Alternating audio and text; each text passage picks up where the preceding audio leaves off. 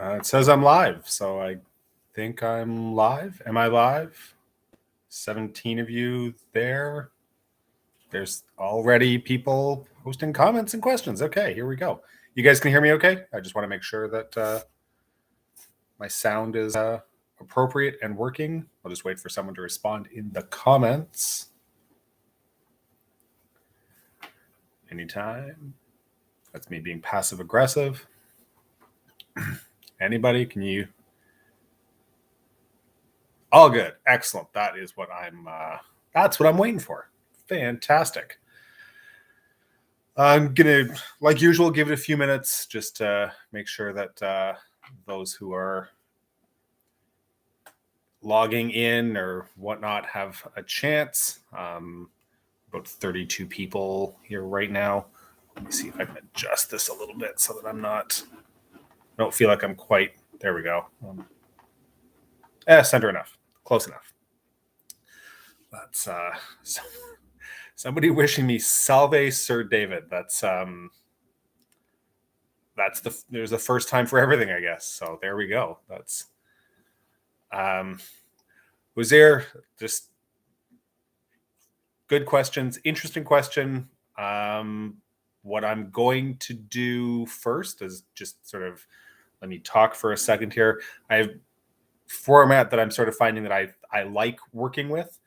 I've written out a little thing. It's like 600-700 words kind of thing. Just sort of my thoughts on a specific topic. This week it's bias and opinions in history, which I think is, and I'll explain why I want to talk about this afterwards, but give a little, my little spiel, sort of my 2 cents. It's very much me speaking. It's not anybody else. I'm not speaking on behalf of anybody. It's my opinions, but yeah, sorry, Stephen. The couch might not be centered, but this is how the setup is until I have my office built, which hopefully will be very soon. So deal with that. And anyways, I don't have enough OCD to worry about the couch. So so I'm going to talk a little bit, give my own sort of 2 cents, my little spiel on this, and then I can basically it'll be a few minutes and then open up the floor to Q&A, questions, anything you guys want to talk about.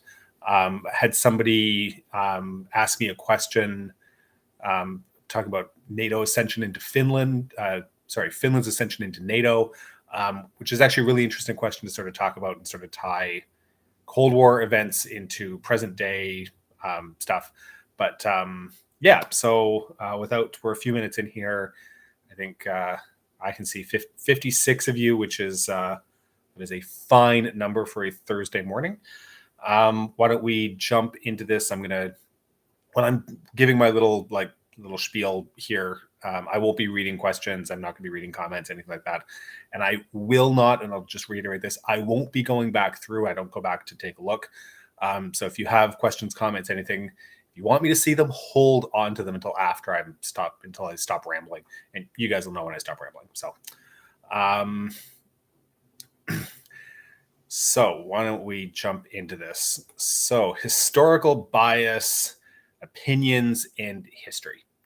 This is very conscious in my mind at the moment, based on the comments and the feedback that we've gotten, especially from the last video that we posted just this past week. But sort of like this general trend that I see in terms of how people interact with a lot of public history. So I'm going to jump into this. Okay. A historian's job is not to be neutral. Controversial statement, but that is my stance on this. A historian's job is not to be neutral. A historian's job is to be honest with the facts as they are known. Too often in this job, I see people accusing us of being biased or expressing opinions as if we're not supposed to do that. And newsflash, we absolutely are supposed to do that. That's what history is. It's an analytical interpretation of what we know of the past. The key word in that is interpretation. Interpretation is subjective based on what the interpreter sees as being critical to a narrative. Two people can take the same set of facts and come to very different conclusions. And to be honest, that's actually how it's supposed to work. Because when it's working like that, it creates debate. And that debate then allows us to explore why those conclusions are different. And that then spurs more ideas and more knowledge can be generated from that. This is why there are so many history books, after all, often on the same subject. If there wasn't this type of interpretation and interpretive aspect to the study of history, there would be one book on a subject, and that would be it, because it would have all the facts, and that would be it. But that isn't the case. Obviously, there's there's how many different books have been written on the Second World War, and not just the Second World War, but on super specific aspects of it, say like D-Day, and maybe not just D-Day, but on one specific beach or even one specific sector, or maybe even one specific unit or an individual on one specific sector. And that's multiple books all on the same, like doing accurate, detailed studies of, these minute little things. There are hundreds and hundreds of books, conservatively speaking, strictly on the D-Day landings. And all of them, most of them, are contributing something new. They've got new information and new perspectives. They're taking the known set of facts or a growing set of facts as more information is revealed, and they provide new interpretations. And that is what a historian does. Okay, now let's go back to my original point about neutrality. Put simply, a historian's job is not to be neutral. A historian's job is to be honest with the known set of facts, but beyond that, to put forward an argument and then to demonstrate it by means of the available information. And by its nature, this precludes being neutral. Now, some of you out there may be upset at the thought that historians aren't neutral and that this is some sort of result of progressive society or progressive education. But newsflash for everybody involved in this, historians have never been neutral. For decades, the study of history, centuries really, the study of history has largely been focused around the actions of political leaders and military figures. And that, by its very nature, largely ignores the rest of society, women, middle and lower classes, minority groups, and all of the various intersections therein. Ignoring the vast majority of the populace is certainly not neutral. There's also this growing idea among some, and I do see it frequently in the comments section, that as a historian, I can't express my personal opinions in my work. And the hell I can't. Do I think Nazis are bad? Hell yes. Do I think racism's bad? Hell yes. Do I think nationalism is stupid? Hell yes. Do I let these opinions come through in my work? Hell yes. Do I need to present both sides of a topic? No, I don't. Do I recognize that some people disagree with me? Sure, of course I do. They don't need to watch, but I would encourage them to engage with content to engage with content in an honest manner and in good faith, and those are two critical aspects.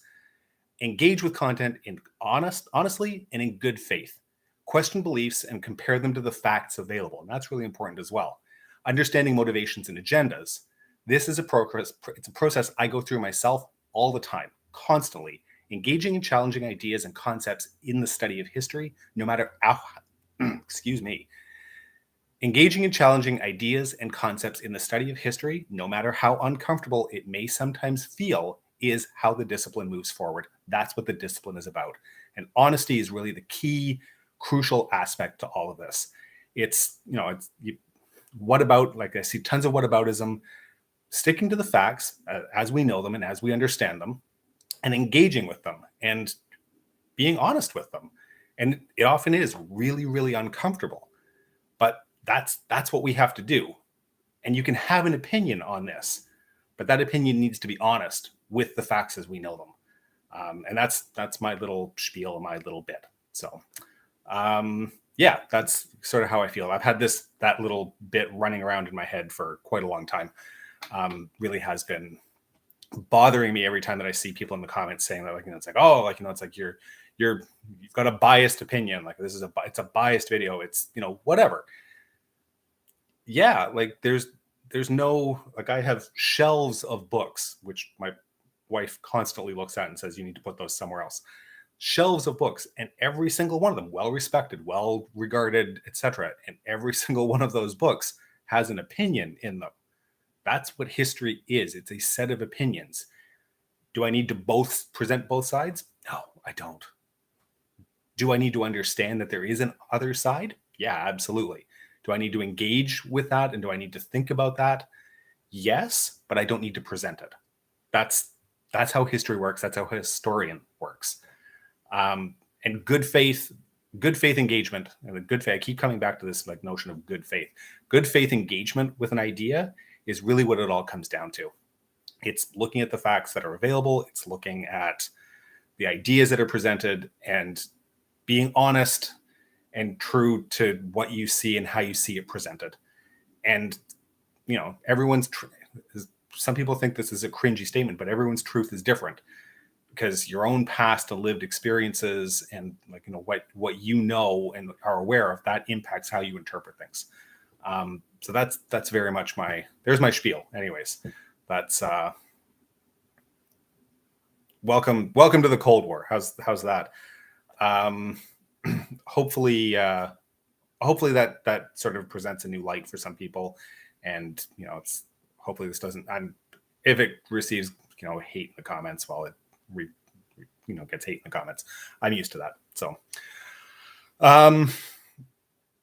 yeah. So there we go. How are we all doing out there on Thursday before I guess it's Easter weekend? It's Good Friday tomorrow. So, happy Sham Pesach to everyone who's Jewish and is celebrating.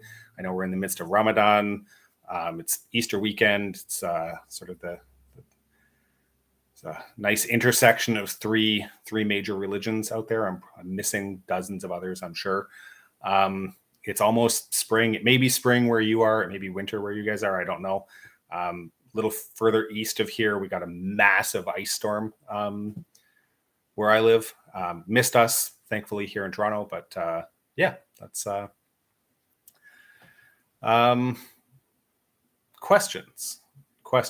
What do we want to talk about today? I'm not going to stick around for too long. Maybe for probably 45 minutes. I know the last live stream that I did about a month ago went about 2 hours, and that really actually shocked me that it went 2 hours, because it went really fast for me, and still people seemingly seem to watch. But I've got to go about noon my time, about 45 minutes, because I have things to do before I work this afternoon. So yeah, that's oh wow, lots of people talking about stuff. Ollie Tizard, how likely was the collapse of the USSR seen in the West?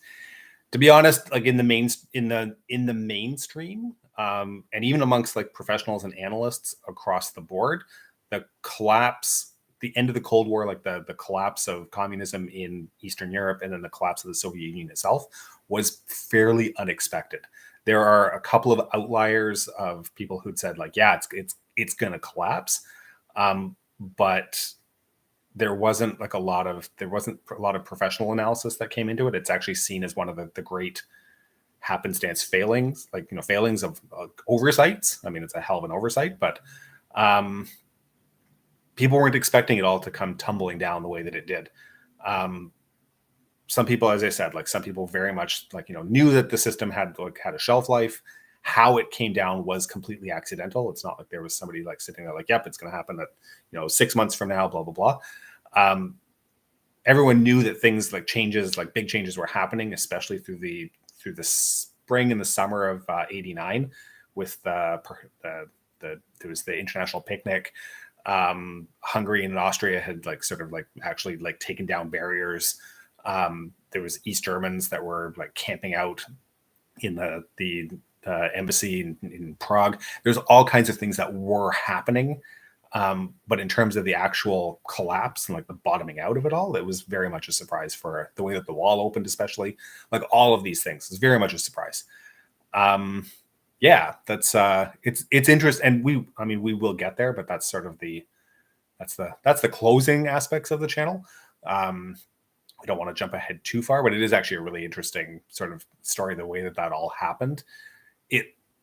It's funny, it's this hindsight thing. You sit and you look at everything in hindsight, and it's well, yeah, of course this was going to happen. We can see you're connecting the dots because where the dots lead. At the time, though, you didn't know what was going to happen. The last, when you think back to, for anyone who was around, and was consciously following any of this, in the summer of 1989, a lot of the thoughts that were happening were like, well, is this going to turn out like 68? Is this going to turn out like in Prague? Is this going to turn out like 56 in Hungary? Is there going to be some sort of a brutal repression that happens? Gorbachev had pledged non-interference, but what happened if Gorbachev was removed? Like there was all these different like scenarios and aspects. Nobody knew that that was going to happen the way that it did. Yeah, so interesting question. Which there's weeks and weeks of content for us to do for in terms of like reading material and viewing material. There's so much that's been written on that, rightly so. It's like it's huge seminal moments in the 20th century. Like it really is one of the giant pivot points in world history. So let's see, what was Pakistan's role in the Cold War? Pakistan's interesting because Pakistan and India as rivals through a large portion of the Cold War. The British trying to keep influence and maintain influence in both of them for a long time, as like after partition, like after independence and then partition, that Pakistan very much drifted into the U.S. orbit. And the U.S. was happy to do that because they were taking advantage of Pakistan's geographic position. That position allowed them they were flying U-2 missions out of Pakistan. India drifted into I'm going to say it drifted into the socialist camp. It was not a socialist. It was not part of the East Bloc, but it was certainly more in line with Moscow than it was with anywhere else. Lots of like bilateral trade. I shouldn't say lots, but there was bilateral trade that happened there. The Soviet Navy was using Indian ports for ports of call, things like that. So I mean, and a lot of that was very much the two, Pakistan and India, playing off against each other. Obviously, then after 79 and the Soviet invasion of Afghanistan, Pakistan became this almost like a staging area for Western support going into Afghanistan to help Mujahideen. That was very much a funneling point that way. And all of that was being controlled by, I'm going to say, the Pakistani military security services, because it's not just the army, it was ISI as well. And it's very much Pakistan aligned to Washington, but not necessarily beholden to Washington. Pakistan was still very much trying to have its cake and eat it as well. Like there's a lot of complicated relationships that exist in there. So that's oh, here we go. Motorhead, you've got a comment here. The Cold War never ended. Now it's back big time. I'm going to disagree with you there. The Cold War absolutely ended. The Cold War, and we can pick various dates as to when the Cold War ended. I've seen people use a date as early as 1987 when Gorbachev pledged non-interference in the domestic affairs in the Warsaw Pact countries. 89, I've seen 91, obviously, with the collapse of the Soviet Union. The Cold War absolutely did end. What we're seeing now is the setup and the staging for what I would probably consider to be maybe a new Cold War. We seem to be creating the environment where this could develop into one. And it's not Russia as as sort of the primary bloc. It is absolutely, it's China and the United States and the West. Like they seem to be setting themselves as opposite. But one of the really, really big things that I'm still hesitant to say that this is a Cold War. I think there's definitely a power struggle that is developing there, but the two blocks are so heavily intertwined and interconnected with global trade. They are so heavily intertwined. There is a decoupling process that is happening, like a disengagement process that is happening, but even surface level of that, there's interconnections that run super, super deep there. And I'm not sure that it will ever get to the same type of really hardline split, like divide that we saw during the Cold War. Based on this type of trade relationship, it actually reminds me a lot of like 1913, 1914, prior to the beginning of the First World War. That's because very heavily like intertwined trade relationships and business relationships like that, like globally, spanning borders and whatnot. So that's very much how I see that. There's lots of debate on this.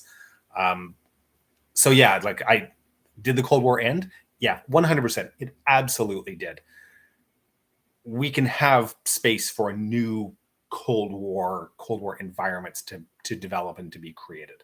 Like I think this whole idea that it's like, oh, this is just a continuation. Like we're picking up where the last one left off. We really aren't. Like they're very different. The last one, like the one that I talk about and the one that I'm super interested in, is very much ideology. Like that was the dividing line. There's lots of other things that we can go into, and I do go into, obviously, in episodes. But that dividing line was very much about ideology. We're not. This is not an ideological driven split. This is very much a power split.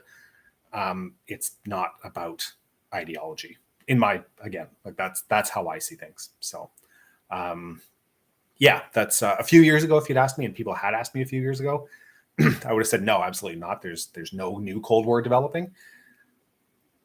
Things change, obviously. Yeah, I think there's definitely an environment that's being created and conditions being created. I don't think we're there yet. Whether we ever get to that. And again, there's going to have to be a whole lot more decoupling that happens. Global economies are so interdependent on each other.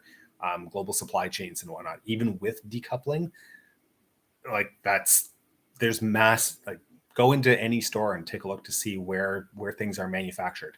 And I don't mean just assembled. I mean actually like where are the component parts for things manufactured. If you're in North America and if you're in Europe, very little is actually being manufactured, like completely siloed, like within the domestic supply chain. There's a ton of component stuff that is coming out of who like the Cold War rival is. Think about what happened. Like that type of interconnectedness doesn't exist in a Cold War, in the Cold War environment that we saw from 45 to 89, 91, whatever you want to call it. So that's my thoughts and my opinions on that. So, okay, let's see. There's lots of chat and conversation going on. I apologize for anybody whose questions I've missed. If you please don't spam the chat. Like, let's be courteous and courteous to me and courteous to everyone else who's in here. Yeah, I don't go back to read through stuff, but it's, if you really want, repost periodically. Again, don't spam. So, let's see. Yeah, Sean, like what you're saying, like saying we're still in the Cold War is like saying we're still in the Great Game. It's imperialist competition. I think that's actually probably a really good descriptor, is imperialist competition, as opposed to, yeah, like it's a different type of scenario. Yeah. Larry, this is actually a really good comment. Like, you presume that I've seen the comments on South African video about the use of the word colored. Yes, absolutely. I read all the comments, good and bad, and lots of them are bad. We made a mistake on that, and I admitted as much 100% in that pinned comment. We made a mistake.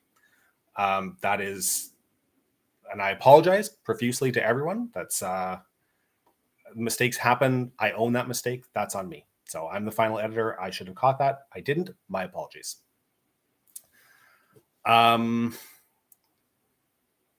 That's let's watch it. Let's not be too hot. Please don't be hostile towards each other in the comments. This is supposed to be, like just a quick informal chat, and people who are interested in the topic to sit and listen to me waffle on and maybe have a nice chat with other people. Please don't be aggressive. Like I will shut this thing down. So,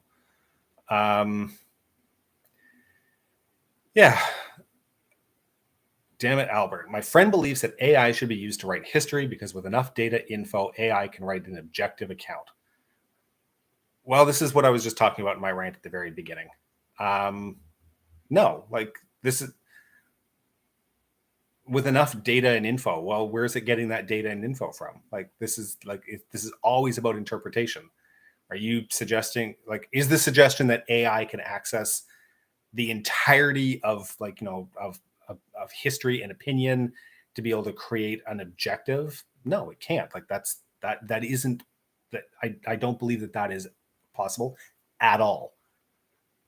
There is like that AI and that data is still coming from somewhere. As long as that's coming from somewhere, there's bias in that. Having a human being and a human brain that my dogs might actually freak out here for a second. Just if they lose their minds, well, hang on for a second. Maybe we'll see.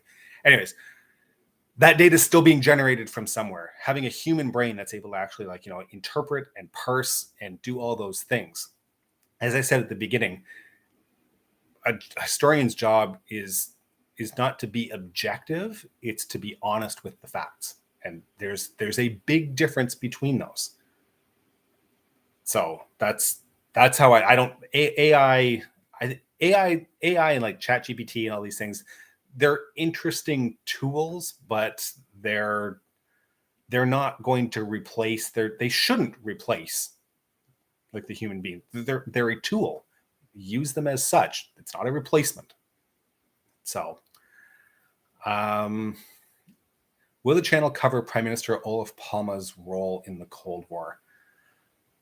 I'll need to investigate that, Gretel, because I don't know too much about Olof Palme other than like a little bit about his assassination and just how weird it was. Yeah, that's something I would need to take a look into. So I'm not going to commit to us doing a video on Olof Palme, but we'll certainly take a look. So that's how about a video on post-Korean North and South Korea. So Robbie, we have a couple of videos already on exactly that. We've done one. I know we've done one certainly post war in North Korea.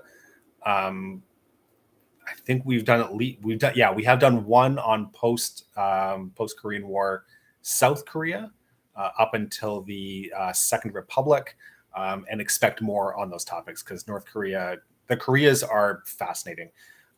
Korean War in general, to me, is a super interesting topic.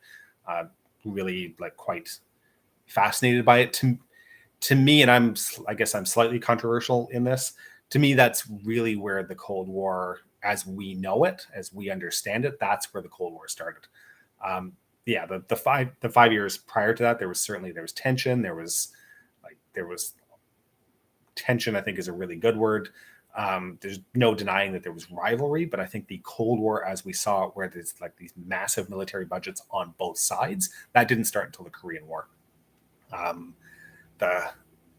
Anyways, that's did Ba'athist Iraq and Syria stay neutral during the Cold War? No, they were within the Soviet sphere without being part of the socialist world. The Middle East, and I think there's some other people asking questions about like sort of the Gulf states in the Cold War and the Middle East in the Cold War. The Middle East is actually really interesting in a lot of ways because of this alignment to Moscow without being socialist. And it comes down to like the Islamist isn't the right word because Islamist has a definite connotation of being like hardline versus, but it's separate from like like a secularist Ba'athist type ideology. Keep in mind that obviously, like, it's like communism, socialism, whatever, like has a rejection of religion within society. That's one of the basic tenets, is that it wants to reject and push out the role of religion in society. That certainly isn't the case of what we see in the Middle East. Ba'athist ideology is secular in nature, but it doesn't necessarily deny people's ability to practice their religion. The Baathists were, and that's Syria and Iraq. I'm probably missing a few in there because it's been quite a while since I've done any reading on the Middle East. through the Cold War. But the Ba'athist ideology is very much was taking advantage of Moscow's largesse in its ability and willingness to sell weapons in order to for the Ba'athist nations and Middle Eastern Gulf nations to stand up to imperialism. And that's really what the look was. It wasn't necessarily a rejection of capitalism so much as a rejection of like what was seen as Western imperialism. The Middle East went from the Ottoman Empire into the Mandate system.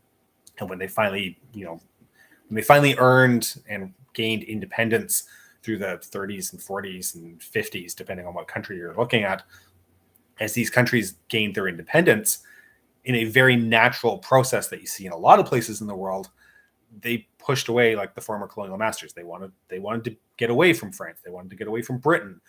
They pushing them away, but still needing outside support because ability to govern and economies weren't strong enough to stand on their own at the time.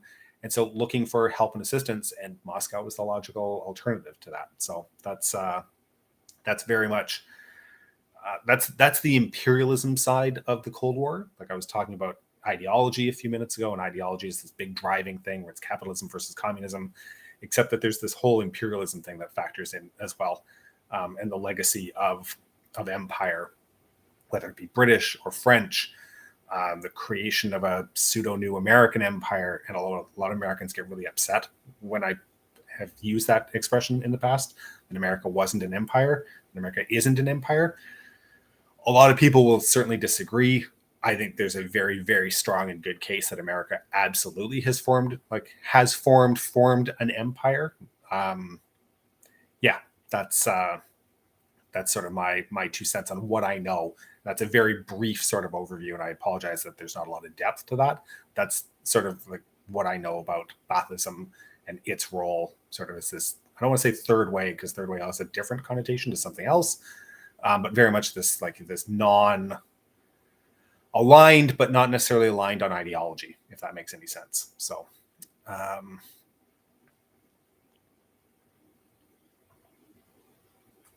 excuse me.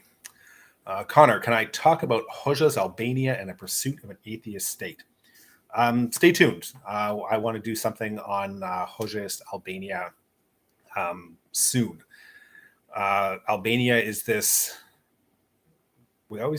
Albania always gets lots of attention, lots of interest, and I think it's just because it's this. It is a strange little country is completely the wrong thing to say, but it's definitely an outlier. Like it's in Europe, and it's socialist, but it's hard. Like Hoxha is like a hardline Stalinist. Then Stalin dies in 1953, and he sees Khrushchev as a sellout, and he just sort of like starts like realigning the country multiple times until it actually ended up closer to China. Bunkers built all over, like these weird little dome concrete bunkers all over the place, like 75, I don't know the number, I'm making something up here, but 75,000 like of these concrete bunkers scattered across the country to help stop any potential invasion. It's just this, and closed, like, it's people could go, like, it's like, and I've listened to interviews with people who've done like, who did tourism like trips to Albania, but the country was very much closed. Albanians certainly couldn't leave. Very strange sort of outlier. And we're going to do more in Albania because I think it is a really interesting story to tell. And Hoxha is this, anyways, that's Enver Hoxha's. Some people stand the man. Like, I'm not, like any Stalinist, like, oh my God, like, dude, like, chill. But anyways, that's, like, stay tuned. We will be looking at Albania coming up. So, William Munoz asking, it's interested in Portugal, and I think that's probably part of a earlier, like, other comments. Yeah, we'll take a look at Portugal. Portugal is, I think, is often forgotten in the Cold War.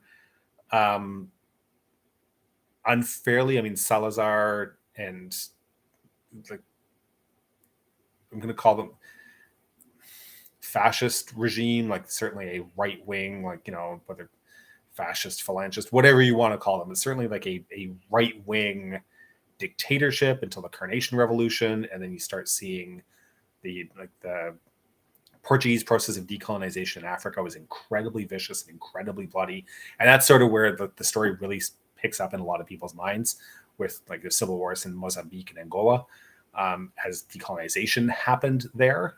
But Portugal, we'll touch on Portugal, and I will massacre and butcher a whole host of Portuguese names. Don't you guys worry about that. I will absolutely savage the language because I want to pronounce everything like it's Spanish, and it's not.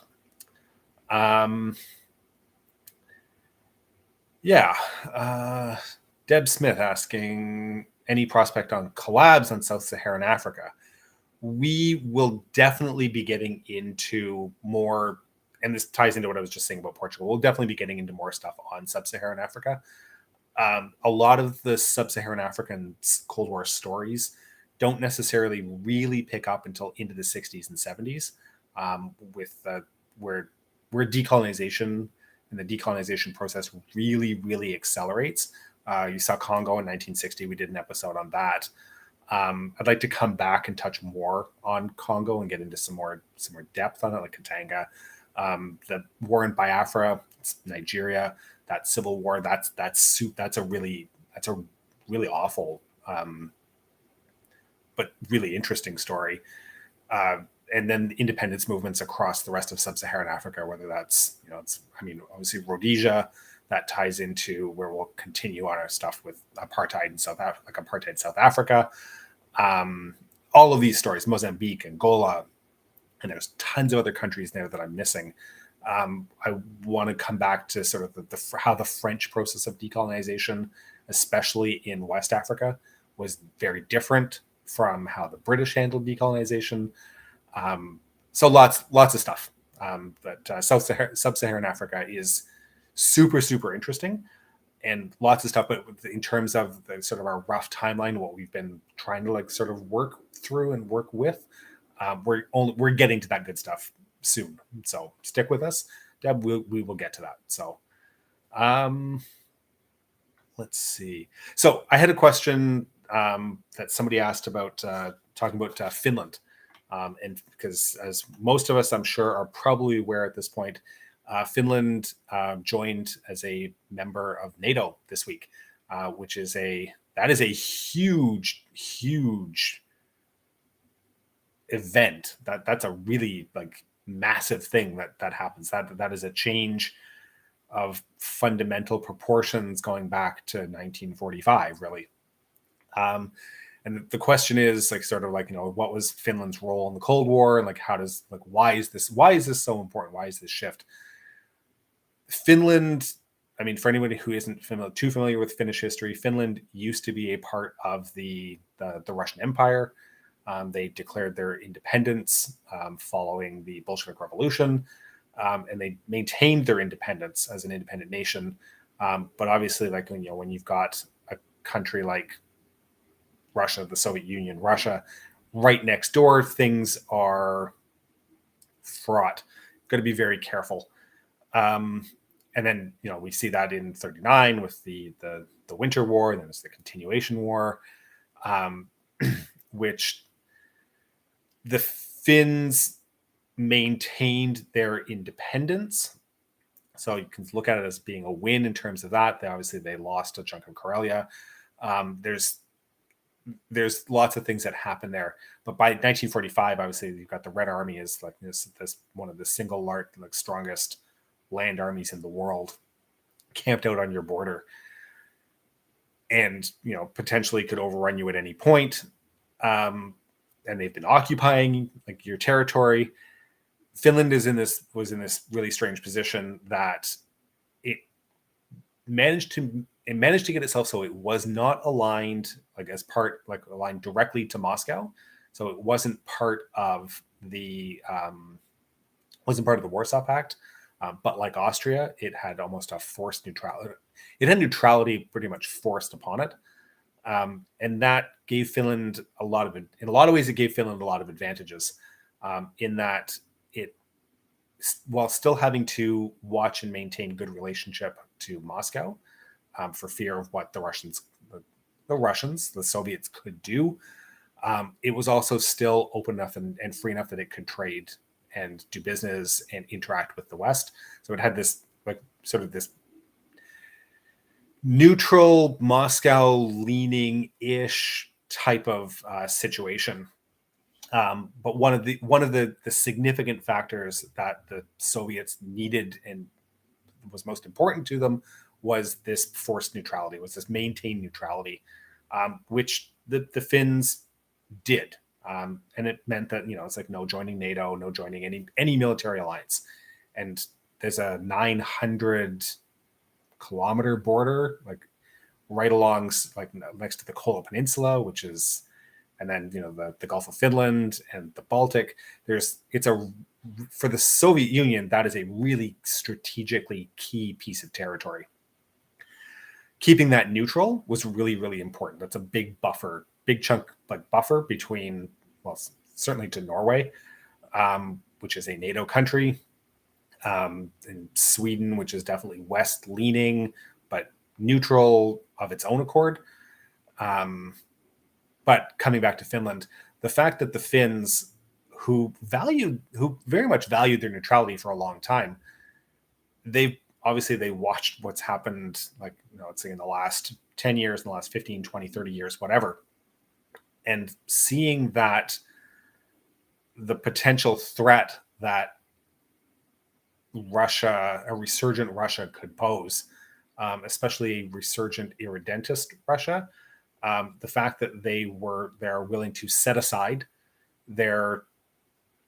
what was looked at as being like actually kind of a decent thing, like in neutrality, to set that aside and join NATO in pretty much overwhelming terms, that speaks volumes in terms of the changed global situation and the changed situation, certainly in Northern Europe. So that's and of course, what it means, with Finland joining NATO, is that I've gotten to see that wonderful CAPTCHA meme of the nice snowy field, asking you to point out where all the Finnish snipers are. It makes me giggle every time because I'm kind of a child. So, yeah, but that answers that question. That was someone who I believe lives in New Zealand and is probably fast asleep right now. So, yeah, that's for anybody who's Finnish. Hopefully I did that answer some justice. Hopefully that's that great country. I mean, for anybody who's never been to Finland, go visit. It's beautiful. Don't go in at the end of November. It's dark, but beautiful country. The food is like anywhere in the Baltic. The food is not necessarily to my taste, but beautiful country. So, let's see. In my opinion, why do I think Vietnam is more popular in media compared to the Korean conflict or other guerrilla war? I keep wanting to say that as guerrilla wars, as other guerrilla wars. It's an interesting question. I think Vietnam's very much the position that it plays. It's when it happened. Korea was too early for television coverage. It's embedded reporters or few reporters. Vietnam was open season for journalists, TV news, all that nexus comes together. And Vietnam also happens. So there's lots and lots of coverage. So Vietnam gets there's so much footage and there's so much coverage of Vietnam that it catapults it very much ahead of any coverage that there was of Korea. Korea also happened 5 years after the Second World War, when lots of people were just trying to forget about war. The Second World War ended in victory, but it was very much that's a defining moment in most people's lives. And war being the terrible thing that it is, a lot of people wanted to forget about that. Korea happened so soon afterwards that lots of people, and it was declared as a limited war and people didn't want to see it. it was a lot easier to ignore.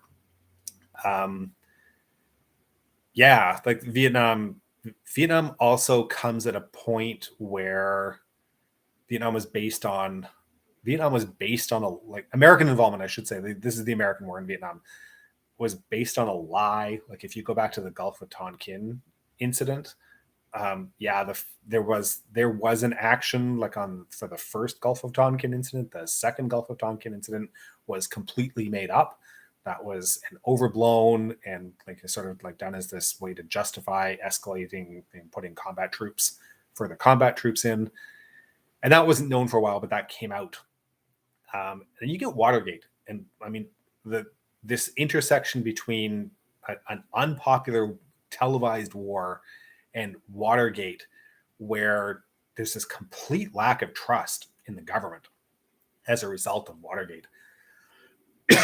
And all of this sort of comes together in terms of how we remember Vietnam as being an unjust war, as a terrible thing. Like, it's all of these like sort of opinions that get played out there. Vietnam is very much, it happened. It's much more thought of in the public mind in the U.S. certainly, and it's specifically because of when it happened. Korea just happened at the wrong time. Sad to say. So, yeah. Reading about Vietnam, actually, there's a couple of people make some comments about The Sorrow of War is one of the best novels I've ever read by Bao Ninh. I haven't read that, but there's more, and a lot of this is because of there's information that's locked behind language. I don't speak Vietnamese. Go figure. I don't speak Vietnamese. So reading sources and reading information based on the Vietnamese perspective is actually a really, really interesting way to sort of to delve into and explore more about the Vietnam War. I think that's like Vietnam War studies, which is definitely a thing. More information on that, and there's going to be I think there's going to be a lot more studies and a lot more work that's going to be done on Vietnam as sources and whatnot from Vietnam are going to become more accessible, and that's translations, opening up. I think, and this very much, and why are they becoming more accessible? Because I think the U.S. and Vietnam are definitely going to become believe it or not, the U.S. and Vietnam are going to become a lot closer, a lot more close. They are going to be forging much closer relationships to each other as the U.S. is looking for Asian partners to try and isolate China. And as that happens, there's going to be more bilateral trade going back and forth. Will all of that information ever be accessible? Probably not, but I think it's actually really quite... sorry, hang on one second here.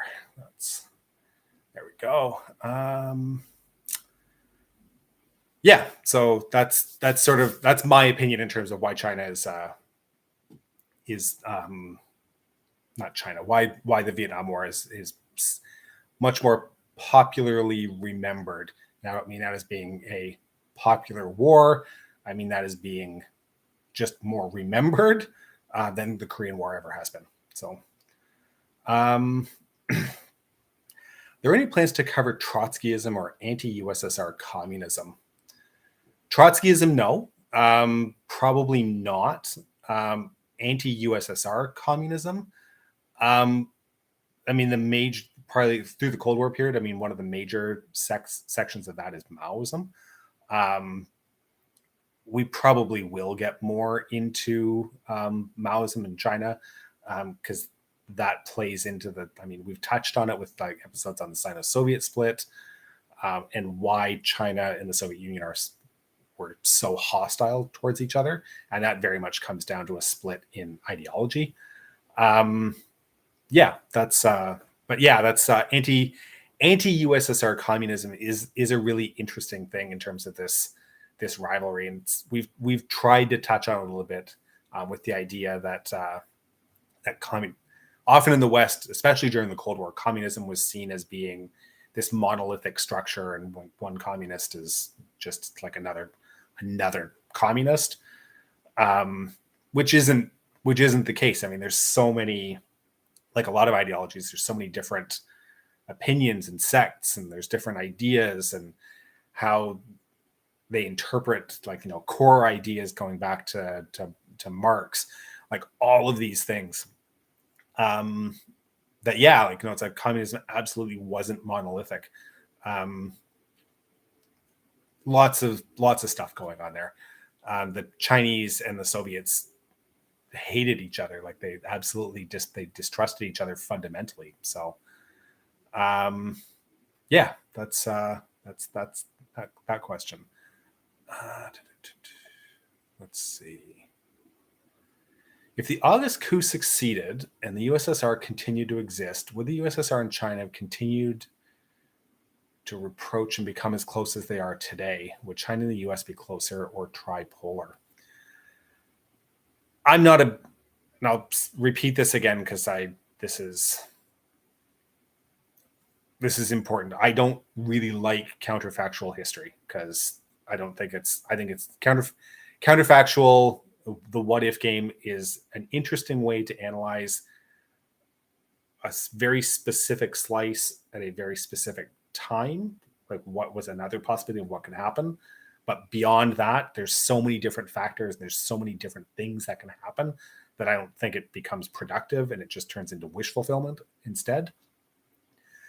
China and the USSR were certainly in the process of healing is the wrong word, but like certainly in terms of like de-escalating and a rapprochement. I think that's the word that was used. Very much so, to the point that, in 1989, with Gorbachev visiting just before Tiananmen, things were on the mend there. Does that mean that they were going to become buddy-buddy? No, that doesn't mean anything. That just means that they may not have been, deploying quite as many troops along each other's borders. There's a big difference between that. Part of that question was like, that are Moscow, like how Moscow and Beijing are buddy-buddy now. Don't kid yourself. Moscow and Beijing right now are not buddy-buddy. They are not friends. They are not allies. They are friends of convenience for the moment. I don't, and Moscow, like Putin knows this, that China isn't his friend. That's not his ally on the world stage. Russia has something that China needs and wants at the moment. So they're going to, play along with that, but they're certainly not giving wholehearted support. They're just not speaking out against. They want oil and gas on the cheap, and they're getting oil and gas on the cheap. Like there's lots of things. They're not as tightly aligned as some people want to think that they are at the moment. The last time that Moscow and Beijing were really truly buddy and super friendly was, I have no idea, because even during the 50s when they were supposed to be nice and close, there was lots of tension that existed there. Stalin's death in 1953 really blew that door wide open in terms of how close and friendly those relationships were. And even prior to that, like Stalin had never treated Mao as some sort of gracious friend and guest. Like there's lots of evidence and lots of records that indicate that Stalin didn't think, I'm not going to say he didn't think highly of Mao, but he didn't necessarily, certainly treat him with a ton of respect. So yeah, that's where that stands. So let's see. Carlo, there's other BRIC nations that don't mind working with Russia. Yeah, that's how it stands right now. Russia is not as isolated as I think a lot of people in the West would certainly like them to be. But that doesn't necessarily mean that they have a whole ton of friends. There's supply chain. Anyways, that's without that. This is going to turn more into like, I don't want this to turn into like necessarily current affairs. So just suffice it to say, like, it's like, keep in mind that Moscow and Beijing are not they're not the friends that some people want to think that they are. Yeah. Let's see. Lots of talking here.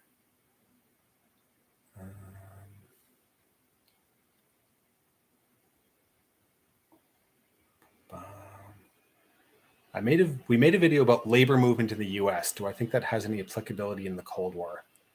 Sorry, William. Like, do you mean like do I think that video was relevant to what we do? Like the point of that video was that was a series on why the U.S. has such a hate on for communism by the early Cold War period. That was very much that video was in that thread. So yeah, absolutely. Were there socialists in the U.S. in the 60s? Yeah, absolutely. Like that's it. Yeah, I mean, Angela Davis is a great example of a socialist in the 60s. Like there's always been a trade labor movement. There's always been a communist and a socialist movement in the U.S. It's just significantly smaller than it is in lots of other countries. There is a progressive. I don't want to use that word. There has always been a leftist socialist movement in the U.S. And it's always been, for a very long time, it has been seen as a threat by the U.S. government and the U.S. right and big business interests. And those interests have moved to suppress it and squelch it. And the point of that video on trade union movements and trade unionism before the Second World War was very much to outline that thread and why, like how that intertwined with a variety of other factors. So yeah, that's will we talk more about this stuff? Yeah, I'd like to. I'll be honest, our US videos typically get a lower viewership than like some of our other subjects. And I don't know if we don't take a pro America view. I mean, we don't really take a pro USSR. Like, it's like we try to stay sort of like, it's critical of everybody. Like, it's like, hey, I don't like any one place. I hate everybody. Yeah, like do I want to look at that stuff? Yeah, I do, because I think it is really important. It is really critical. We will probably get more into it as it ties into like some other factions. Like I think Angela Davis is actually she's a really interesting figure.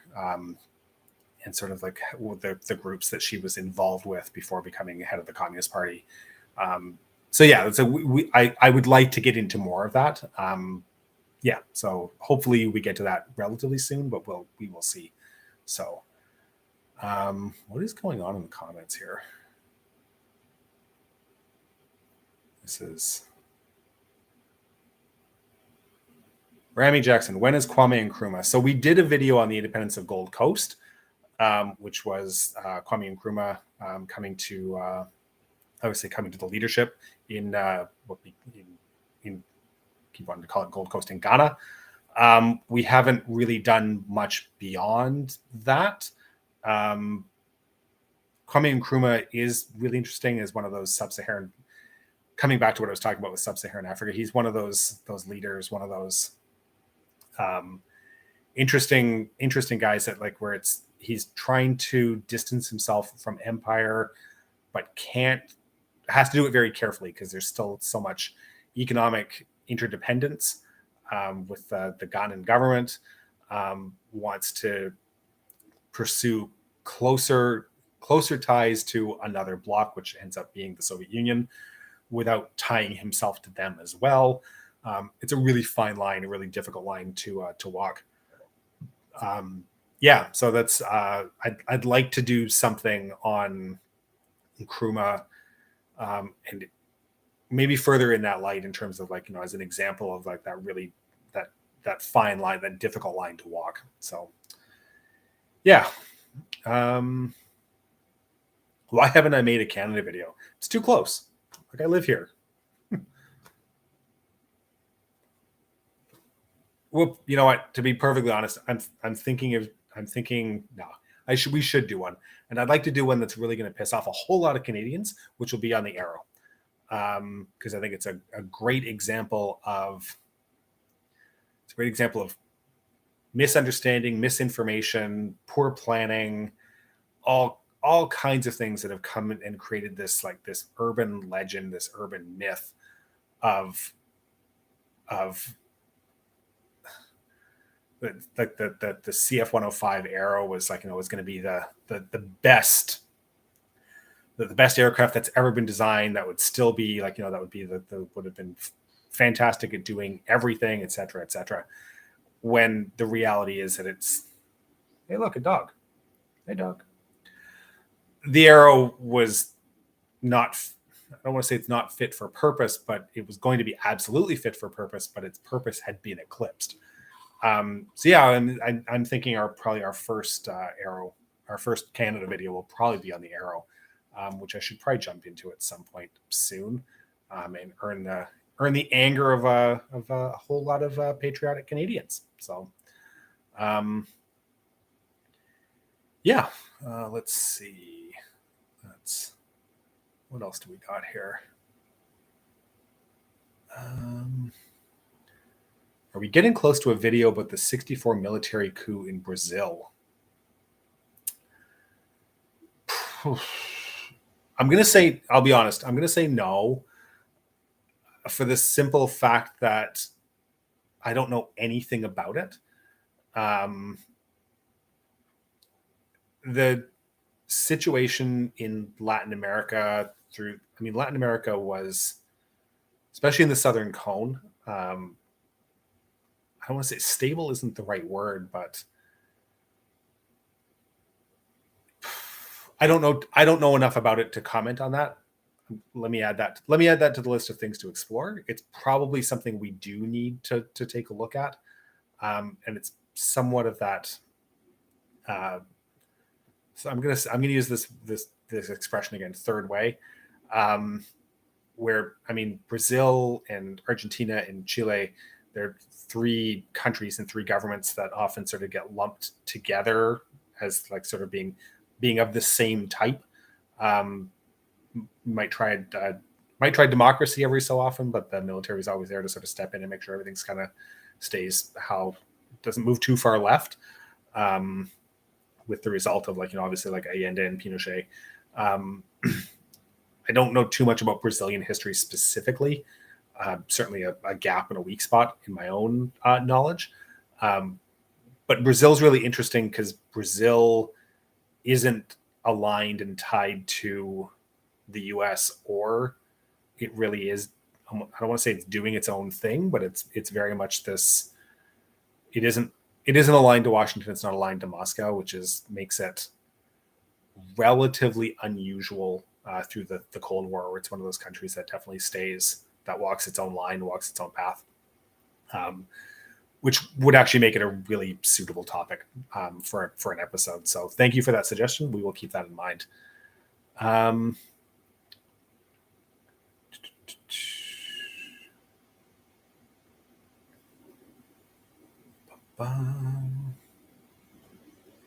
Sorry, I'm just reading through here. So this just made me laugh. It's like, that's okay. I'm sure Brazilians don't know Brazilian history either. That's actually a really common thread you could take Brazilian and replace that with almost any country. There's this real, I don't want to say trend, but there's this thing that lots of people within their own country don't know their own history, or the version of the history that they know is what state propaganda, which is a very loaded term, but it's very much what education departments, it tends to be relative. In a lot of places, it tends to be relatively light. It tends to be, it's like, we did all these good things. There may be some acknowledgement about some bad things, but it's very much focused on teaching this veneer of patriotism that kind of goes over lots of things. This is what I see certainly in Canada. It goes a lot deeper in the US. we're pretty bad for it here in Canada too. Um, yeah, like it's this really interesting, and it's only people who are interested in history and who are interested in getting into the weeds that really start to uncover that, like, holy crap, like, it's every country's history is full of like some really terrible and awful things.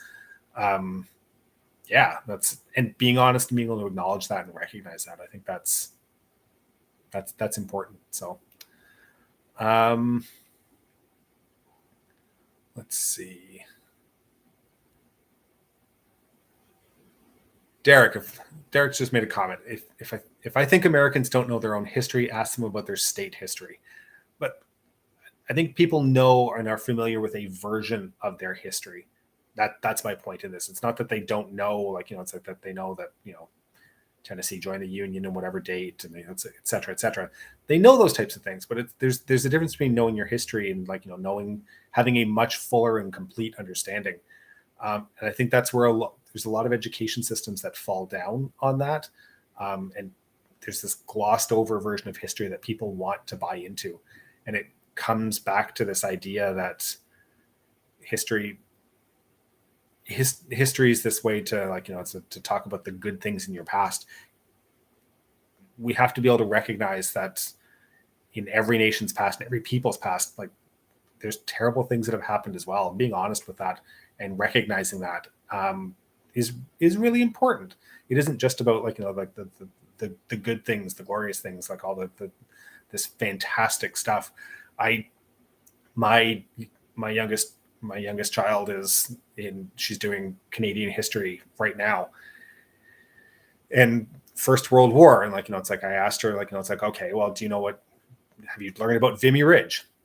And she's just like, it's like, yeah, absolutely. Like, it's like, they know, like, the Vimy Ridge is, it was Easter 1917.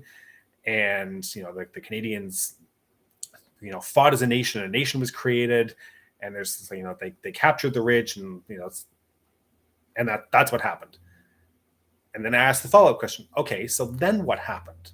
Why did the Battle of Vimy Ridge happen? And then what happened? And she has no idea, because the Battle of Vimy Ridge it's taught, but it's not contextualized. It's not contextualized that it was a part of the Battle of Arras. And, like, the Battle of Arras was not a success for the Allies. Like, that's a really important thing. Was Canada born that day? I don't think so. I think that the myth of Vimy Ridge came about well after. Like, this whole idea of how you teach history. This all goes back to what I was talking about at the very beginning. There's the circle. Contextualizing and putting things, like, together like that, that's really, really important. And I get it. There's only, like, there's X amount of history to teach across, like, with, like, a certain amount of time, and there's only so much that you can do.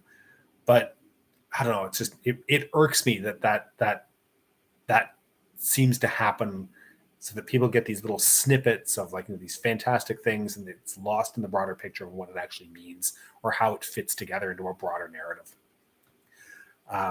But I guess that's why channels like this exist, for people who are interested. I just wish that it was taught at a more fundamental level. So, yeah, that's, let's see. Yeah, Breno, I think history is often used as a narrative for building national identity. It's never as glorious as implied. I think that's a nice sort of 2-line summation to exactly that. Yeah, that's, let's see. Could I make a video on how the Soviet education system would only start teaching history from Lenin's life? So that isn't true. Like, no, it's, like, that I'm aware of. Like, the Soviet education system taught history in a very particular fashion, but they certainly looked at, like, the Romanov period, and they looked at the pre-Romanov period. Like, all of those things are taught. They were just taught in a very specific way, from a very Marxist, a very Soviet lens. Yeah, that to my knowledge and awareness, it may have been super glossed over, but that stuff was taught. So, but it's the important thing, I think, to really address there, is that it's this lens thing, like, that everything's looked at from a particular angle and a particular viewpoint, which warps and distorts. So, excuse me. That's can I make a video on the rise of neoliberalism at the end of the Cold War? Oh yeah, we absolutely will be getting into the rise of neoliberalism. That plays a huge role through. I mean, Reagan and Thatcher are sort of seen as like the hallmarks of that, but there's no country in the West that didn't have their version of neoliberalism, and lots of other places too that lean into neoliberalism. And we will absolutely get into that because it is really important in terms of how the 80s happened the way that they did. And even more importantly, it actually severely impacts what happened in the post-Soviet sphere through the 90s. There's some really hardcore neoliberal ideas that get played out with ill effects for a lot of people who had to undergo life in the 1990s. So yeah, absolutely. Let's see. What else do we have here? I'm going to stick around for another few minutes because as I said, I have some things that I have to do before I start work this afternoon. Yeah, let's see. Why were places like French Guiana, New Caledonia, and Greenland never decolonized? It's a really interesting question.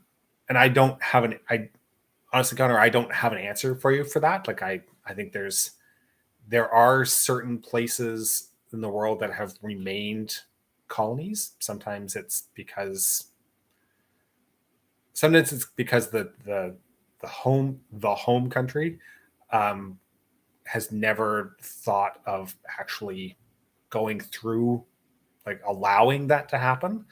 A lot of times it's because local governments, local peoples, haven't wanted that to the degree that it actually gains enough momentum to become a popular thing, whether as either as an armed struggle or as a political movement. Greenland is really, I'm not particularly familiar with French Guiana or New Caledonia. Greenland has been going through this almost like a home rule process over the course of decades, where they've become more and more and more autonomous over time. They are still technically Danish, but the Danish government, from Copenhagen, doesn't really have a whole lot of involvement with what happens in Greenland anymore. I think there's some defense aspects there, maybe some foreign affairs stuff, but very much it's about home rule and about looking after their own needs and being enormously autonomous from the home country. The population of Greenland is so low; it's so small. Not that has any necessarily bearing on the overall effectiveness of an independence movement, but yeah, that's. I think sometimes in a situation like that, there's a cost benefit thing that can be calculated as well, where it's going to be life will be so much more difficult for people, for a newly independent nation, and they're willing to just deal with remaining a part of Denmark, as opposed to having complete and total independence. So that's my 2 cents. Again, I could be very wrong. I'm sure people will let me know because that's how this works. Yeah, let's see.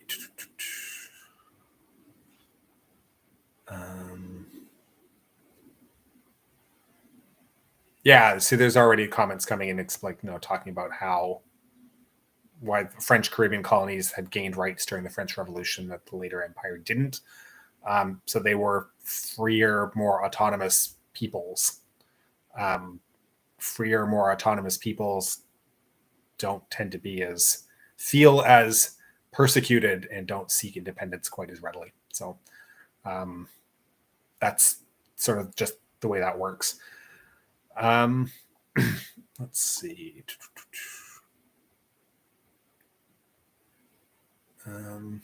There's people talking about Ireland and Northern Ireland. Do I think the Troubles and British colonialism are the main reason Ireland isn't part of NATO?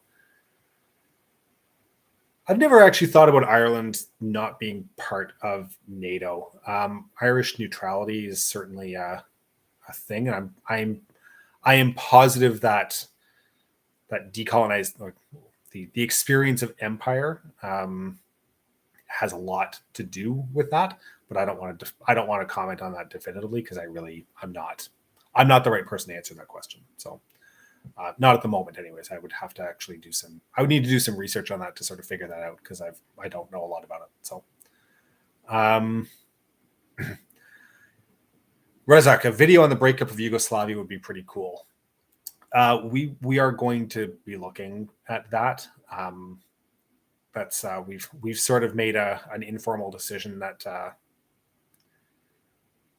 I shouldn't say an informal decision. Like we're not going to abruptly end like our coverage on stuff from December 26th, 1991, with the lowering of the Soviet flag over the Kremlin. Like that's sort of where it ends. But history doesn't.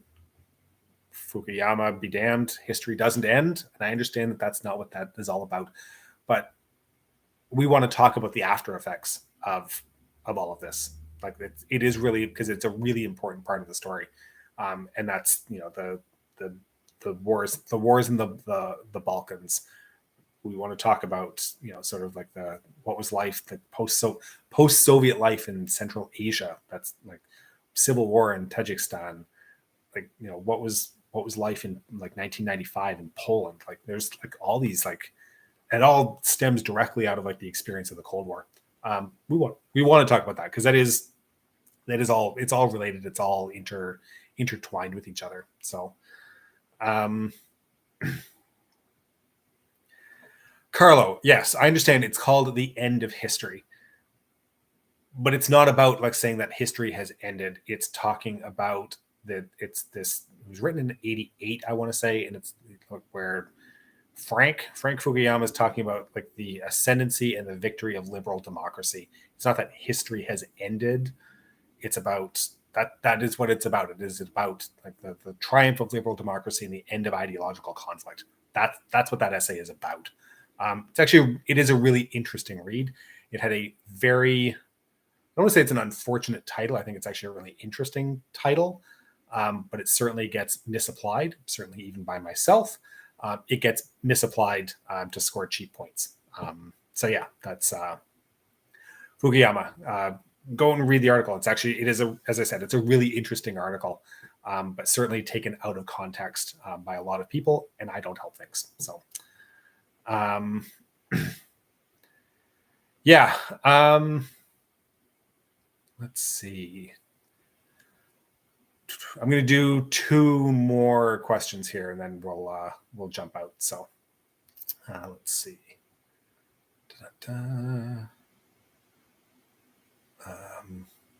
Someone talking about Turkmenbashi.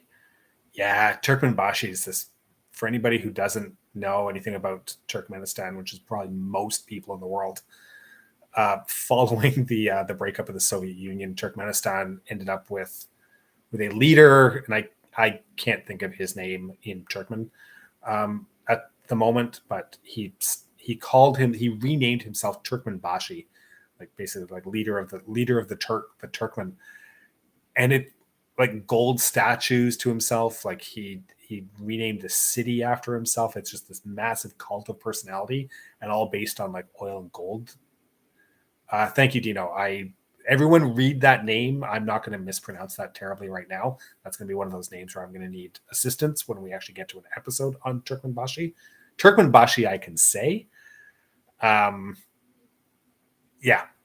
But yeah, like it's this wild, just absolutely bonkers cult of personality that gets developed in Turkmenistan.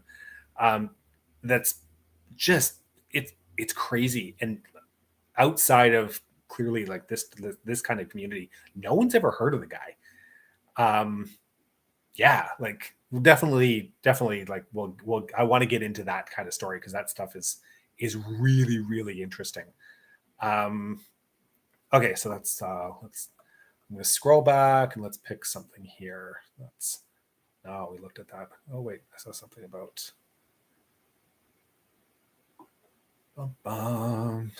Sorry, guys. 2 seconds here.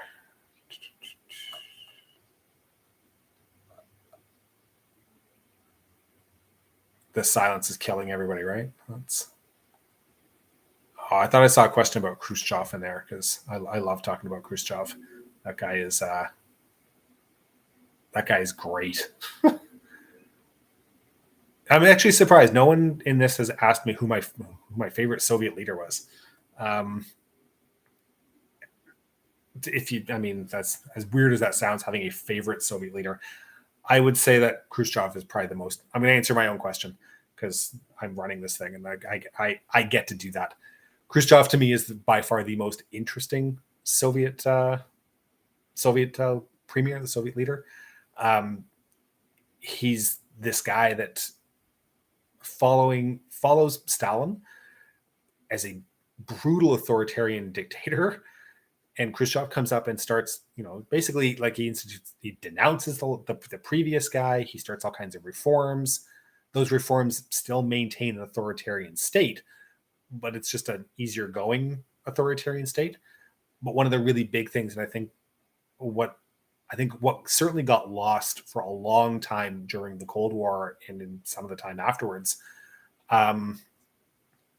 is that he was actually instituting those reforms for the Soviet people. It was housing programs. It was he was looking for food stability. It was like, there's all these things that Khrushchev was doing domestically that was looking for to improve the lot of the people, and running up against all kinds of challenges, and economics being what it is, it's like economic challenges and not having any idea how to deal with them. And you end up with Novocherkassk, like there's the forcible, it's like Novocherkassk massacre, like where it's the rioters, like protesters were like killed when they had to introduce like labor reforms, and that was actually making people work more for less. But I think genuinely at heart, he was a true believer in communism, and he truly wanted to improve the life of Soviet citizens. And he was taking steps to do that. But people, especially in the West, remember him for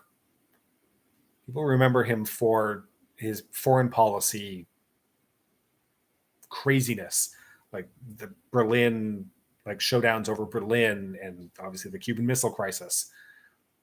And he was very much this guy he grew up a peasant. He wasn't a diplomat. He certainly wasn't a diplomat. And it was all like brinksmanship as a form of diplomacy. And people look at him that way as he was crazy. He wasn't. I mean, there was certainly a method to his madness. Problematic, but it's like in his mind, he was playing a brinksmanship game, whatever that word is. He was playing that game to try to force to force the hand of the Americans, and to see who would blink. And he lost a bunch of times, then ended up getting booted out, and deposed by Brezhnev. But yeah, he's just this fascinating guy. Lots of history, lots of personality. That's Michael. He never actually banged his shoe on the table. Those are doctored photos. If you go back and read any of the newspaper reports that happened afterwards, right around the time, not once do they mention that he was waving his shoe around. He never banged his shoe. That is a myth that has circulated and has gotten great traction because it makes for a great story that he's this guy, but he was waving a slipper around. He never actually banged on the table. So, that's, you'll sell us the rope. Yeah. He said that. That's, he's this fascinating guy. Last little bit, because I'm on a roll now. Andropov is this other guy that I've sort of I don't want to say discovered, because I've been aware of Andropov for a long time, but Andropov is this other really much more unknown character. as Soviet premier. For those of you who don't know, he was I don't know if he was the head. I think he was the head of the KGB office in Budapest in 1956. He was head of the KGB, proper from Moscow, ordered the 68 invasion of Czechoslovakia, the occupation, and he eventually went on to become premier after Brezhnev died. The old corpse that he was.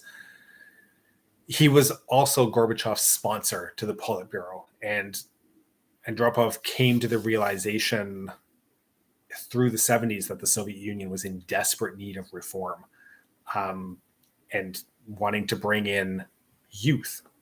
And that youth happened to be a 50-something-year-old man named Gorbachev.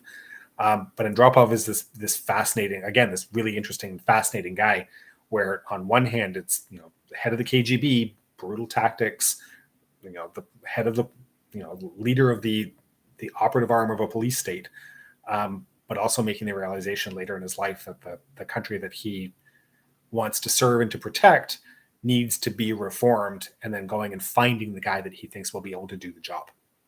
Really interesting dichotomy in terms of that, I think. So yeah, that's my 2 cents about that. So von Peterhof. Andropov's certainly interesting for speculating about what could have happened if he'd stuck around longer. I think it's less about what would have happened had he stuck around longer, so much as if Brezhnev had died about 5 years earlier. To me, that's where the real interesting thing could have happened. The longer that Brezhnev hung around, and the more rot that set in, the more rotten the frame was before it all came crashing down under certain stresses. So, on that note, everybody, I have a bunch of things I have to go do very quickly before I have to start work. So it was a pleasure. Thank you very much, everyone, for listening. Hopefully we will do another one of these again, 3-4 weeks, something like that. That's don't forget, we Patreon, YouTube membership, all those things, very much appreciated. All your support, engagement, share with your friends, share with your enemies, whomever it happens to be. Everyone have a safe and safe weekend whenever you guys get there, wherever you are in the world. So thanks a lot, guys. Take care.